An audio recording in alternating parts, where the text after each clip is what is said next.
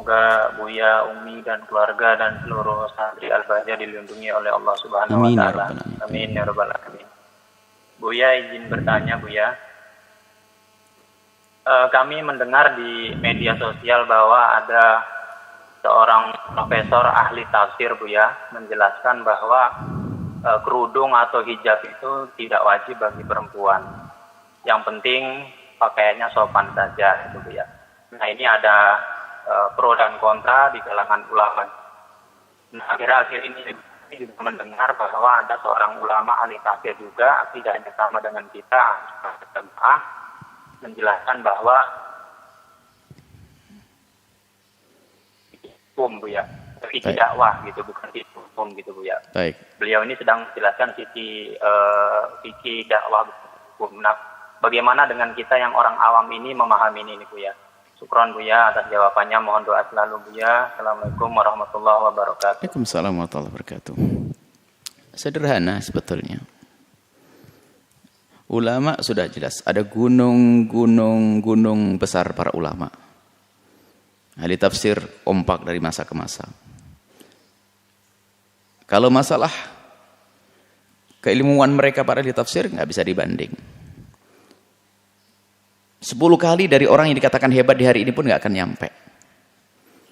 Ada gunung.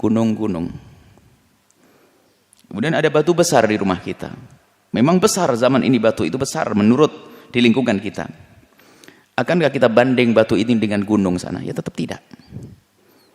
Ulama sudah jelas fatwa ini. Bahwasanya menutup kepala adalah kewajiban dan itu adalah aurat. Sudah jelas. Kecuali muncul dari, mohon maaf, kelompok-kelompok yang dihembuskan dari orang-orang yang terkena pemikiran-pemikiran orientalis, liberal, dan sebagainya untuk meragukan Islam, meragukan ahli tafsir, meragukan ulama, maka muncul fatwa semacam itu. Itu fatwa yang nggak dianggap.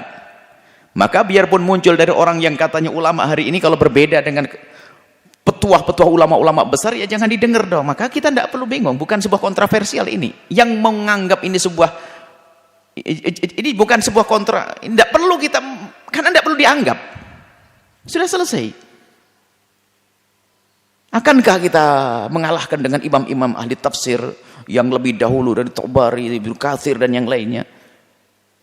Hanya gara-gara hari ini mungkin dia masyhur di media dan sebagainya? Nggak bisa dong. Lah kita kan bisa mikir. Jangan dirusak anak-anak dengan fatwa-fatwa semacam itu. Anda tidak usah menoleh. Sederhana, itu adalah fatwa yang aneh, bertentangan dengan para ulama, dan selesai.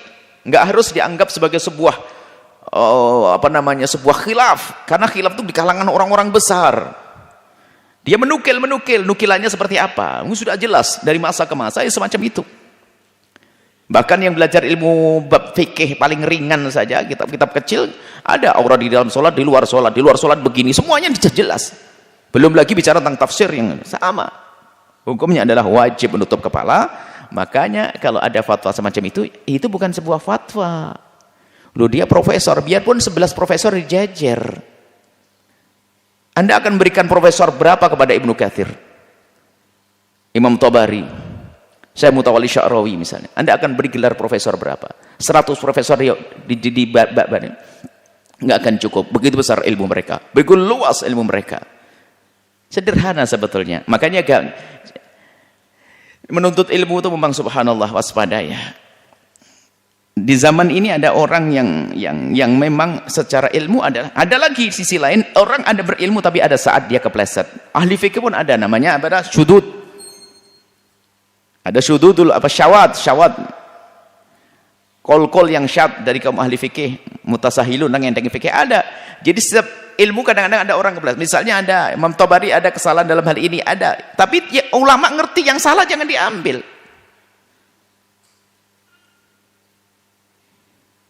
Imam ini punya kesalahan ini, orang cerdas nggak menganggap. Yang aneh adalah justru yang aneh ini malah dibesarkan. Tidak ada imam kecuali ada sisi kekurangannya. Fatwa fikihnya Imam Suyuti ada. Orang mutaakhir menyebut kelemahan Imam Suyuti dalam fatwa ini. Nah, cukup fatwa ini dipinggirkan gitu saja, selesai. Tidak dianggap ini sebuah khilaf yang menjadikan heboh dan ini yang paling benar. Ini salah kita memahami. Jadi mungkin orang itu adalah alim, akan tapi di sisi ini dia adalah saya. Jangan didengar, ini saja dicoret.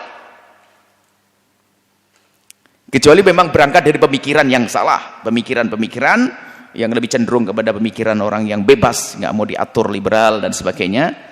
Pemikirannya bebas yang nggak ngikuti manhaj berpikir ahli tafsir, manhajnya ahli hadis, manhajnya dalam memahami fikih. Ya seperti itu. Ya jangan diikuti kalau orang semacam itu. Intinya sederhana, jangan didengarkan, selesai.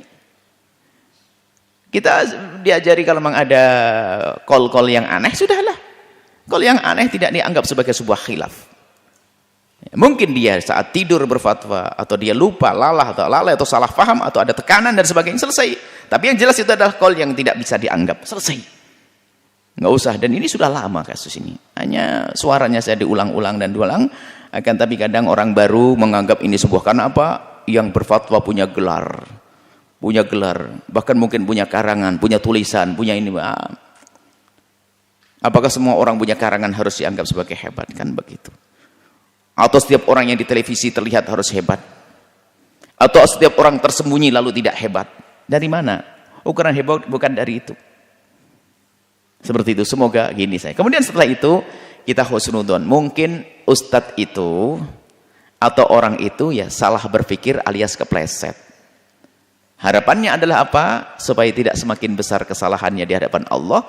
Ya, kalau memang betul ada orang semacam itu, apalagi dia adalah umat Nabi Muhammad, kita doakan semoga Allah memberikan kesadaran, kemudian tobat, mengembalikan fatwa yang salah kepada yang benar, kemudian setelah itu yang benar diikuti, sehingga dosa yang selama ini menjerumuskan orang lain diampuni oleh Allah, sehingga dia di surga setelah itu. Itu yang kita inginkan. Dan kita pun juga tidak perlu mencaci orang itu habis-habisan, nggak ada. Kita bukan tugas mencaci, tapi kita menjelaskan pemikiran itu salah dan tidak dibenarkan. Selesai. Tapi orangnya bagaimana? Umat Nabi, saudara kita. Harus kita doakan. Semoga selamat. Allah memberikan hidayah. Allah memberikan pertolongan. Selesai. Jangan sampai kita menangani sesuatu yang salah dengan cara yang salah. Caci maki, olok-olok, habis-habisan. Nggak seperti itu. Semoga Allah mengampuni semuanya. Allah